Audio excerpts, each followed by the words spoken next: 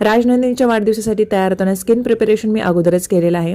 Primer म्हणून मी gel moisturiser आहे ते भरपूर लावलेलं आहे. त्याच्यानंतर मी कन्सिलर अप्लाय करते आणि तेही मी छान त्वचेमध्ये मुरवून घेते आहे. त्यानंतर मी टिंटेड मॉइश्चरायझर वापरलेला आहे. स्किन खूप सेन्सिटिव्ह असल्यामुळे सध्या मी फाउंडेशन आणि बाकी हेवी प्रोडक्ट्सचा वापर न करता टिंटेड मॉइश्चरायझर वापरते, ज्याच्यामध्ये SPF सुद्धा आहे. त्यानंतर मी माझे आयब्रो सेट केलेले आहेत. पावडर ब्लश आहे तो वापरलेला आहे. कॉम्पॅक्टचा वापर मी केलेला नाही आहे. आय शॅडो म्हणून सुद्धा मी ब्लशचा पावडरच वापरलेले आहे. त्यानंतर इथे लिप बाम मी लावते आणि ही राजनंदिनी माझ्या बहिणीची मुलगी, जिचा आज वाढदिवस आहे पहिला, ती अशी मध्ये मध्ये येऊन छान आपले ग्लिम्स देत होती.